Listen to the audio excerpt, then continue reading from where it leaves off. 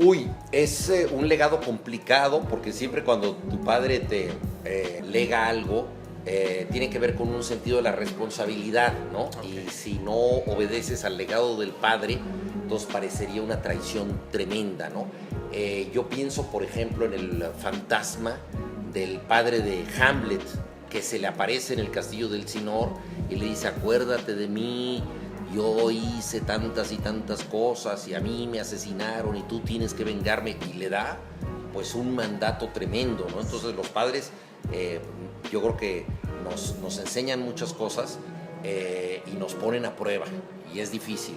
Mi padre fue un hombre muy honesto, fue una persona muy exigente consigo misma. Yo creo que un intelectual muy comprometido con sus ideas, muy congruente.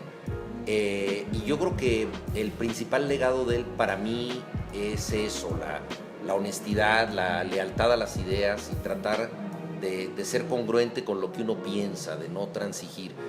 Yo creo que eso fue lo que caracterizó su vida desde sus orígenes hasta su muerte, y pues actualmente está enterrado en territorio zapatista en Noventic, y es pues como un último legado de él que haya querido estar ahí.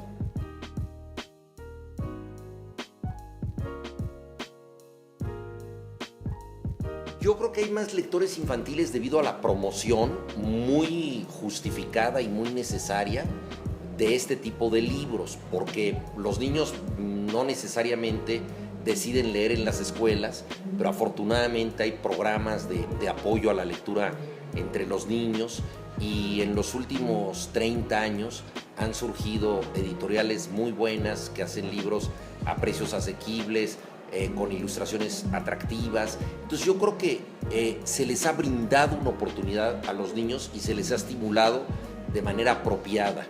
Y yo creo que eso es lo que explica que hoy en día en una familia un niño lea más libros que un adulto, ¿no?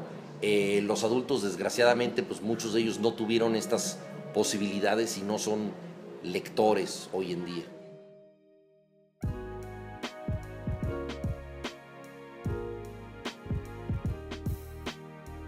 Yo creo que con el libro salvaje, que es un libro para adolescentes o preadolescentes, que es una categoría medio resbaladiza, porque es este libro me parece atractivo para traerlos a la lectura, precisamente porque su tema es la lectura. O sea, es la aventura de leer un libro que no quiere ser leído. Este libro es como un adolescente, él mismo es un outsider. O sea, él se quiere ir por su cuenta, quiere que lo dejen en paz, no quiere tener ningún lector, está perdido en una biblioteca. Entonces, la historia del libro es la aventura de capturar ese libro y tratar de ver cuál es su mensaje, de convencerlo de que se deje leer, y convierte la búsqueda de un libro en la historia del libro. Entonces yo quise rendir homenaje a la actividad que tengo como lector, y entonces en esa medida me parece que es el libro que se acerca más a lo que yo deseo en los jóvenes, que es justamente que se aproximen a la lectura y que entiendan que abrir un libro es una aventura extraordinaria, una pesquisa donde tienes que buscar muchas cosas. De modo que pues sí, creo que el libro salvaje es el que yo recomendaría para que los jóvenes se acercaran a la literatura.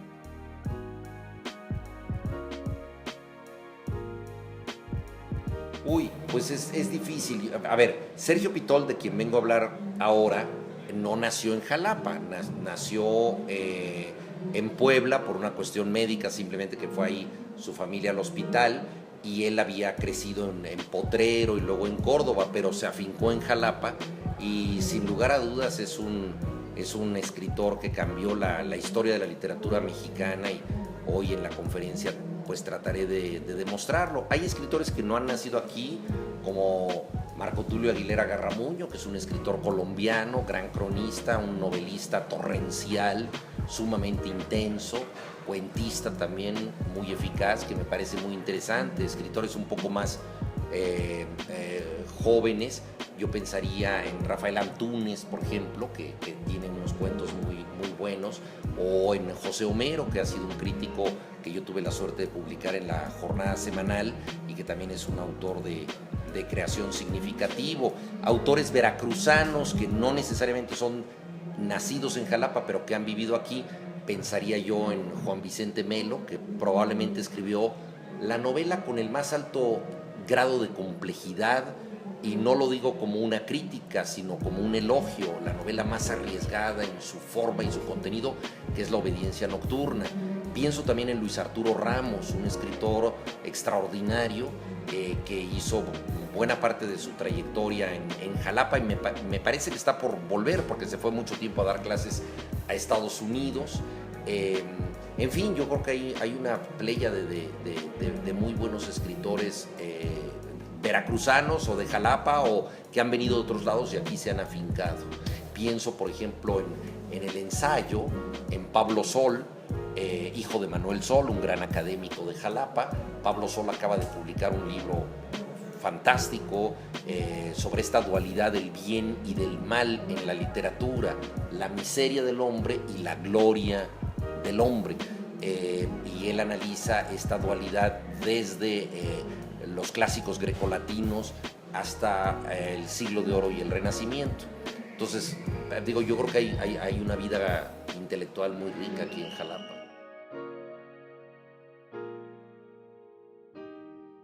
No, pues muchísimas. No, hay miles, pero ahorita que me dices así, yo me acuerdo cómo a él le gustaba divertirse en todas las circunstancias, y en una ocasión él era subdirector de Asuntos Culturales de la Secretaría de Relaciones Exteriores, y yo trabajaba como agregado cultural en Alemania Oriental, que fui ahí invitado por el propio Sergio.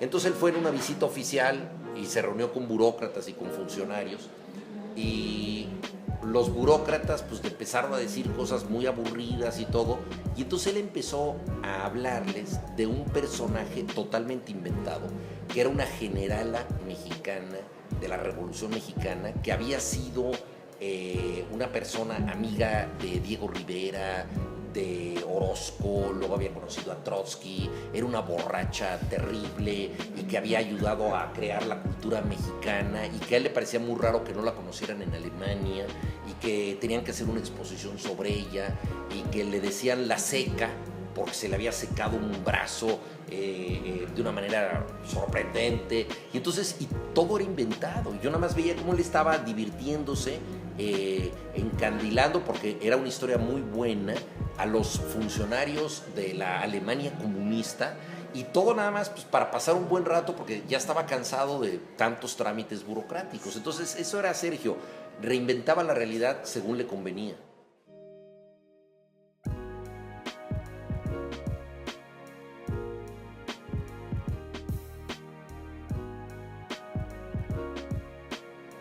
Yo creo que se ha roto bastante este prejuicio, porque ya muchos escritores han hablado de temas de deporte. No sé si pensamos en Ring Lardner en Estados Unidos, que habló de box, igual que Norman Mailer y Joyce Carol Oates, o John Updike, que habló de golf y de béisbol, o Murakami, que habla de maratones, o tantos como Eduardo Galeano, Manuel Vázquez Montalbán, Roberto Fontana Rosa, que han hablado de fútbol. Pero no deja de haber cierto prejuicio, no deja de haber cierta situación de que si tú escribes de fútbol, y sobre todo si te va más o menos bien escribiendo de fútbol, entonces quedas un poco condenado como al ámbito de lo populachero, ¿no? De algo que es divertido, pero no es suficientemente serio, no es suficientemente profundo. A mí esto me parece un error. ¿Por qué? Porque si queremos entender una época, tenemos que entender cómo se divierte la gente. Para comprender lo que pasa hoy en día en México, tenemos que saber qué es el reggaetón, qué es el carnaval, qué son las telenovelas, y por supuesto qué es el fútbol, que es la forma de entretenimiento mejor organizada y repartida, no solo en México, sino en el planeta entero. Entonces define mucho nuestro tiempo, y ahí cristalizan muchos de los problemas sociales y también algunas virtudes de la especie, que creo que podemos nosotros observar de manera bastante clara. Entonces creo que aunque se relegue al fútbol como algo no necesariamente importante, sí lo es. Y desde luego, para mí todos los deportes han sido importantísimos. Yo no Yo era un niño muy solitario, muy tímido, me aburría mucho y los deportes me salvaron, me rescataron, la afición a todos ellos, porque en realidad prácticamente yo he sido aficionado a todos los deportes, o sea, no conozco un deporte que no me haya interesado en algún momento. Digo, evidentemente no conozco las reglas del cricket inglés, o sea, no, hay cosas que no conozco, pero básicamente los principales deportes, sobre todo los de conjunto, muchos los he jugado y todos ellos me han interesado. Y eso a mí me dio una sensación de pertenencia, de poderme emocionar por cosas que ocurrían en ligas, no necesariamente en México, sino en otro lado. Y todo eso me marcó de una manera muy significativa. Entonces yo creo que el deporte es tan importante como el arte. Es una manera de representar la realidad para disfrutarla mejor y para sobrellevarla mejor. O sea, la vida es complicada, pasan muchas cosas desagradables, hay mosquitos, tienes deudas, tu novia te dejó, pero mañana juega el Barcelona o mañana puedes leer un libro de Julio Cortázar. Las dos cosas te compensan un poco. No, mira, yo ahorita ya no, porque me pasó una cosa que le suele pasar a los veteranos que juegan, que llega un momento en que tienes que tomar una decisión. Si sigues jugando en las ligas que te corresponden, te encuentras con gente muy patética que ya tuvo varios infartos, que tienen una panza de este tamaño, que llegan fumando a la cancha y que no son verdaderamente competitivos. Y si quieres seguir jugando en una liga competitiva, te esfuerzas, pero te das cuenta de que no estás a la altura física. A mí me pasó, estaba yo jugando en una liga de fútbol rápido con muchachos que tenían básicamente de 25 a 35 años. Yo ya tenía 50. Y entonces me convertí en un faulero terrible, porque me rebasaban fácil, pero con el gen competitivo les metí una patada tremenda. Y una vez pateé a un alumno y lo tuve que recoger, levantar, y me di cuenta que yo ya evidentemente no estaba capacitado para jugar en esa liga. Y entonces pues decidí aceptar mi retiro, ¿no?